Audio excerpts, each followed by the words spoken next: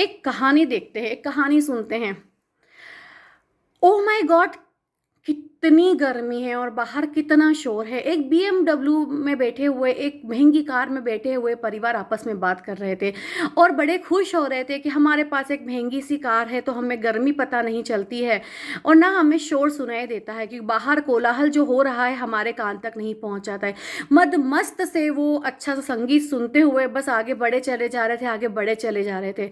But संघर्ष तो हर किसी की जिंदगी में आते हैं, हर दिन आते हैं। तो ऐसे ही आगे चल के थोड़े हाईवे पे निकल के उनकी गाड़ी बंद हो गई। अब ऐसे में बीएमडब्ल्यू हो या चाहे कुछ और, अब रुक गई, खराब हो गई तो बस रुक ही गई।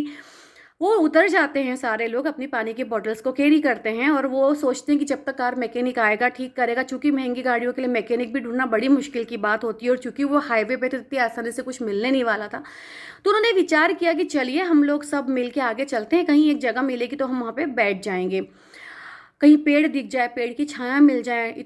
वो चलते जा रहे थे, चलते जा रहे थे, पानी खत्म होता चला गया। इतने में माँ ने बोला, बेटा थोड़ा पानी दे दो, एक घुट, बहुत प्यास लगी है। तो बेटे ने बोला, मम्मा सारी बॉटल्स खत्म हो गई है। तो माँ ने बोला, चलिए आसपास अपन कुछ एक देखते हैं कि पानी का स्रोत हो, किसी ने यहाँ पे मटके भर के रखे हो या कोई प्याऊ बना हो। तो चलते चले जा रहे थे पर कहीं कोई दूर दूर तक उन्हें पानी का स्रोत नहीं दिखाई दिया और बोलते हैं कि चलिए आप थक गए, चलते चलते चलते चलते। धूप थी, चिलचिलाती धूप थी, बाहर शोर भी था, हाईवे पे झूम झूम झूम करके ट्रक्स निकले चले जा रहे थे, डर भी लग रहा था। तो बोलते हैं कि ठीक है, पेड़ के नीचे थोड़ी देर सुस्ता ले, 5-10 मिनट रेस्ट करेंगे फिर अपन आगे बढ़ेंगे। बट वो चलते जा रहे थे, कहीं कोई पेड़ का नामो निशान नहीं था। तो इतने में बेटे ने बोला, माँ कहीं कोई पेड़ नहीं है। तो माँ ने बोला, बेटा पेड़ तो थे, लोग लगाते नहीं हैं, काट डालते हैं। तो बेटा बोलता है, माँ हमने भी तो कितने पेड़ काटे हैं, जिस जमीन पे हमारा बंगला बना हुआ है वहाँ पे 100 पेड़ थे, हमने काट दिए। माँ उसका चेहरा देखती रहेगी। वो आगे चलते गए, वहाँ पे उनको एक टपरी दिखाई दी। अब डूबते हुए को तो एक तिनके का सहारा ही काफ़ी होता है। वो आगे चले और बोले, भैया हम क्या आपके थोड़ी देर सुस्ता सकते हैं, बैठ सकते हैं, बच्चे हैं, थक गए हैं, हम भी थक गए हैं। बोला, अरे हाँ आइए आइए। बहुत अच्छी अवभगत करके उन्होंने अपने पास बिठा लिया और अपने हाथ से पंखा करने लगा। तो उन्होंने बोला, अब हम पानी पीना चाहते हैं, अब हमें प्लास्टिक की बोतल दे दीजिए, हम खरीद लेते हैं, बिस्लरी हो। तो उन्होंने बोला कि मैडम मुझे माफ़ कीजिएगा, मैंने सुना है, जाना है, समझा है कि प्लास्टिक की बोतलें पर्यावरण को नुकसान करती है, साथ ही हमारे स्वास्थ्य के लिए भी बहुत ख़राब है, क्योंकि धीरे धीमा धीमा धीमा जहर हमारे शरीर में जाता है। तो वो तो मैं आपको नहीं दे सकता, अगर आप चाहें तो आप ये मटकों में रखा पानी जो कि बहुत ठंडा है पी सकती हैं। इतने में ही वो उनके पापा बोले कि यहाँ तो कोई जल स्रोत है नहीं आसपास, आप कहाँ से लाए हैं पानी।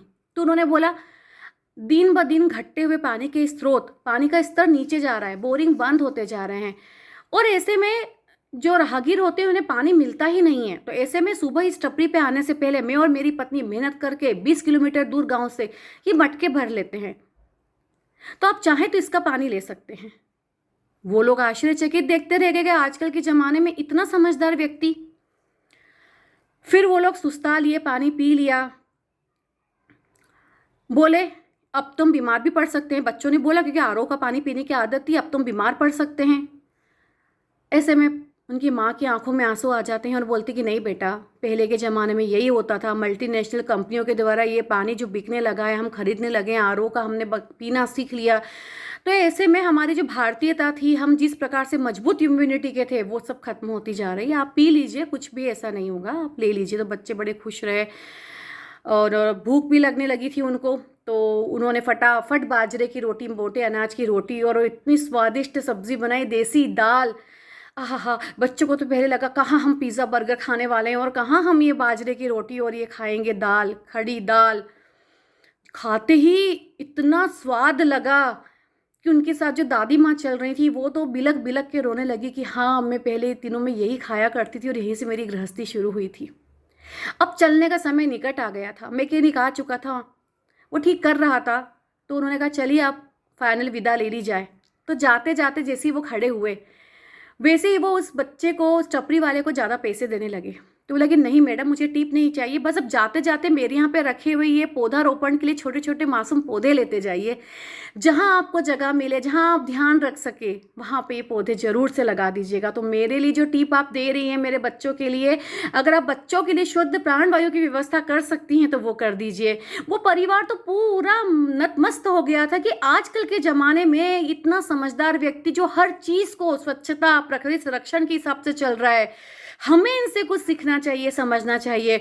और उन सब लोगों ने संकल्प लिया कि हम हर साल ना केवल पौधे लगाएंगे बल्कि हम उन पौधों को बड़ा भी करेंगे। हमारे घर बनने की वजह से जितने पेड़ कट गए थे उनकी भरपाई हम इंटू 5 गुना करेंगे, यानी 100 पेड़ कटे थे 500 अब हम लगाएंगे और बड़े करके ही मानेंगे। और उसके साथ ही प्लास्टिक की बोतलें बिल्कुल बंद, धातु मिट्टी की चीज़ों से ही रखा हुआ पानी हम पिएंगे, बच्चों को भी यही सिखाएंगे। और हम रेन वाटर हार्वेस्टिंग ज़रूर करेंगे। और हमारे घर तो की हुई है, लेकिन जिनके यहाँ पे की नहीं गई है उनको हम ज़रूर प्रेरित करेंगे कि रेन वाटर हार्वेस्टिंग ज़रूर कीजिए और पानी की व्यवस्था जगह जगह सब लोग कीजिए एक दूसरे के लिए, क्योंकि ना जाने कब हम एक ऐसे राहगीर बन जाएंगे और हमें किसी का भेजा हुआ पानी हमें वहाँ मिल जाएगा। तो अच्छा करते चलिए, अच्छे कर्मों को जोड़ते चलिए और ज़िंदगी में बहुत खुश रहिए, मुस्कुराइए, हंसते चलिए। ये जिंदगी है, ऐसी चलती चलेगी और एक दिन बिक जाएगी। चलिए, नमस्ते, जय हिंद, वंदे मातरम।